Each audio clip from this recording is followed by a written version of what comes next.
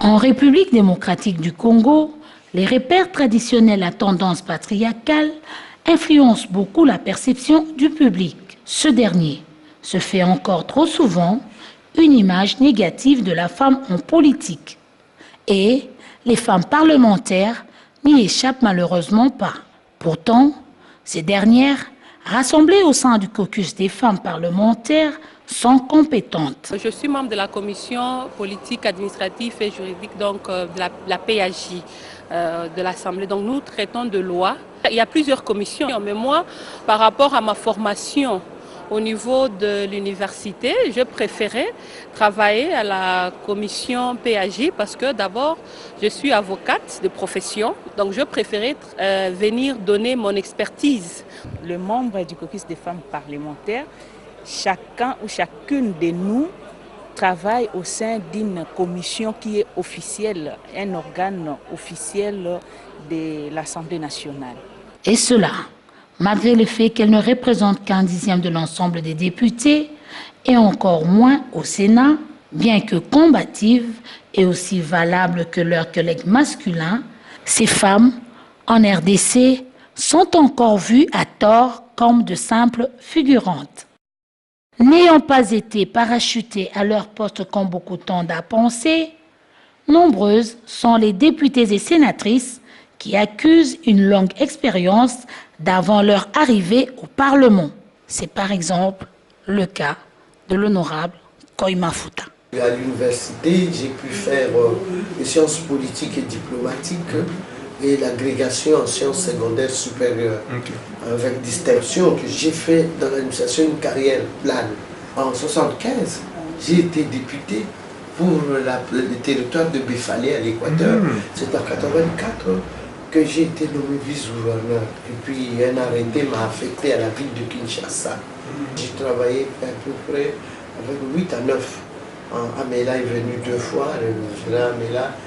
Je travaille avec Maman Zouzi. C'est une grande école que j'ai été avec la base. Tout d'abord, premier niveau de base, les études. Après les études, moi, en tant que fonctionnaire. Et puis j'ai fait plus de 12 ans comme vice-gouverneur.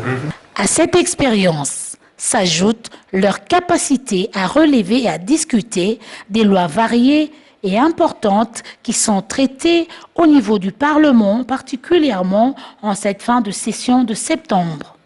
Une session budgétaire, nous avons fait la reddition des comptes et nous sommes arrivés à voter la loi sur le budget avant de terminer cette session. Le projet, nous avons parlé de la bancarisation des enseignants. Je sais qu'il y a beaucoup bousculé cette session. Aussi, leur capacité à exercer des fonctions au sein de commissions ou comités dans lesquels le public ne s'attendrait forcément pas à les voir. Je fais partie de la commission relations extérieures et je fais partie aussi du comité des sages. Les comités des sages au Parlement, c'est un petit peu comme un petit tribunal, entre guillemets. Un petit tribunal. Et moi, je suis dans la sous-commission pécuniaire qui traite de l'argent. Donc, si un député a un problème avec une tierce personne, en ce qui concerne, je ne sais pas moi, ça peut être dette concernant les loyers, je ne sais pas, une marchandise qui n'a pas été honorée. On appelle les collègues, on saisit des dossiers. On appelle les collègues qui se présentent et puis on essaye de trouver une solution. Consciente que le public se fait une image des députés en se basant largement sur leur apparition et prise de parole en plénière, les femmes parlementaires n'hésitent pas, en expliquant le rôle des commissions et plénières subséquentes, à faire remarquer que c'est une conception erronée. Quand il y a des plénières, les gens voient que les députés sont là, assis, en train de traiter des questions. Alors, pour que ces questions arrivent au niveau de l'Assemblée nationale, il faut que ça soit d'abord traité au niveau de la commission technique. Donc, c'est là où il y a des grands travaux à faire. Vous savez, il y a par exemple, il y a le Bakate. Je dis non. quand tu as fait partie de la commission, tu ne peux plus intervenir en plénière, sauf autorisation spéciale du président du groupe. C'est dans les commissions qu'on fait du bon travail, qu'on travaille. Commission, c'est là la cuisine interne, parce que quand nous venons en plénière, c'est pour rendre compte. Cependant, elles reconnaissent aussi que davantage d'efforts de communication entre les élus et leurs électeurs aideraient à dissiper cette mauvaise conception des choses. Parlant de mauvaise conception tout justement, nombreux seraient prêts à penser que la présence de ces femmes au niveau du Parlement ne serait que dans le but unique de traiter les questions relatives à la femme. C'est qu'elles s'empressent de corriger. Et moi, je me dis que quand je suis élue, je ne suis pas seulement l'élue des femmes. Je suis l'élu de la population, donc les hommes m'accompagnent, les femmes et les jeunes. Il n'y a pas un travail proprement dit où on a dit que ce travail est réservé ou sont réservés aux femmes. Non. Donc nous sommes dans toutes les commissions. En dehors d'être femmes, nous sommes les députés nationaux, n'est-ce pas? C'est-à-dire, nous travaillons pour les comptes de la population congolaise. Toutefois, les questions relatives à la femme jouent pour beaucoup dans la synergie que l'on retrouve au sein du caucus de femmes parlementaires qui les rassemble toutes autour d'une cause commune, malgré leur appartenance politique. Au niveau du caucus des femmes parlementaires, nous travaillons vraiment avec une grande synergie. Là-bas, il n'y a pas de couleur politique. Chacune de nous vient d'un parti politique. Mais quand nous traitons la question ayant trait à la femme, nous ne regardons pas la couleur politique. C'est en partie grâce au travail du caucus des femmes parlementaires que le niveau de responsabilité et la prise en compte des vues des femmes parlementaires ont été élevés au cours des années passées. Le caucus des femmes vraiment a fait beaucoup de réalisations.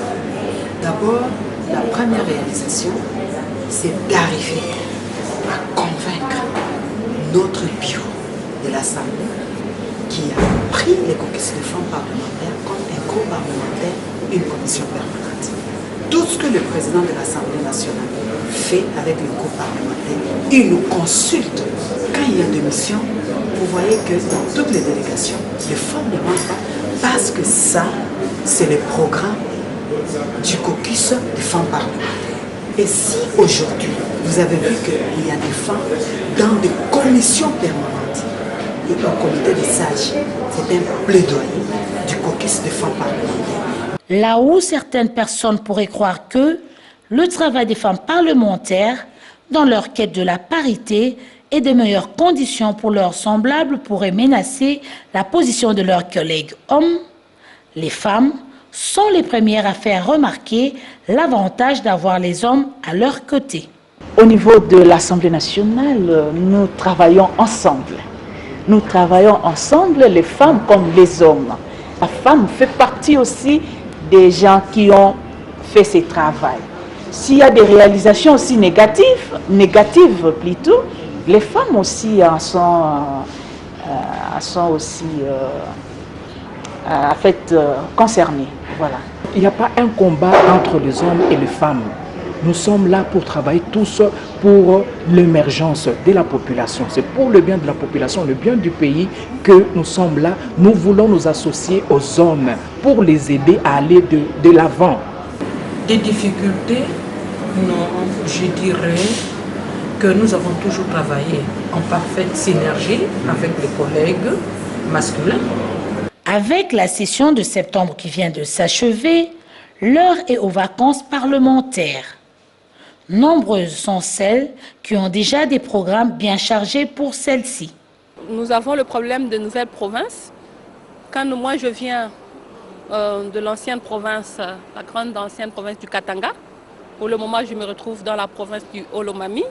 Donc nous serons obligés, c'est vraiment une matière très importante pour expliquer à la population, nous qui sommes les élus des circonscriptions rurales, nous sommes arrivés là et quel est l'avantage de ces découpages territoriaux. Pour le moment, je ne vois pas les vacances, mais plutôt je vais aller travailler. Et même s'il faut aller descendre chez moi pour quelque temps, les sensibiliser, je ne pourrais pas dire que ce sont des vacances, mais pour moi, ce sont les travaux qui continuent.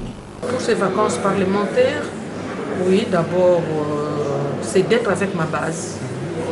Parce que la base attend que nous lui fassions la restitution des activités que nous avons eues. Et de deux, prendre contact avec la base, connaître leurs difficultés. Malgré les divers efforts et réalisations de ces femmes, à ce jour, leur pourcentage de représentation demeure encore très faible, tel que mentionné précédemment. Conscientes que leur part importante de représentation au sein de la population demande un plus grand nombre d'élus femmes, elles relèvent l'importance et l'avantage qu'avoir plus de femmes élues apporterait. Cherche à ce que la voix de la femme se fasse entendre. Que la femme sache qu'elle est forte, qu'elle peut donner un plus dans l'évolution de la modernité de ce pays. Il faut que la femme se retrouve pour que tout aille de l'avant. L'homme ne peut pas vivre sans la femme et vice-versa. Nous constituons une grande majorité. La femme représente 52% dans la population congolaise. Ne pas parler de la femme, ce serait vraiment détruire un monde. C'est comme ça que la femme, elle est prête, elle a étudié comme les hommes, on a été dans les mêmes écoles, primaires, secondaires, universités, et je ne vois pas pourquoi la femme doit rester en marge. Les hommes sont nos partenaires. Nous voulons toujours aller dans un partenariat de convergence. Raison pour laquelle nous disons qu'il faudrait qu'il y ait aussi un nombre qualitatif de femmes à l'Assemblée nationale. Parce que ces femmes apportent leur contribution à l'édifice de notre nation. Ce déséquilibre est en train de nous desservir. Il ne faut pas que les hommes sachent que c'est seulement nous sommes en train de vouloir ça en disant la représentation. Non, c'est en matière de la représentation, en matière de développement et en matière d'atout de la démocratie. La réalisation d'une véritable démocratie demande la participation active de toutes les couches de la population au processus démocratique.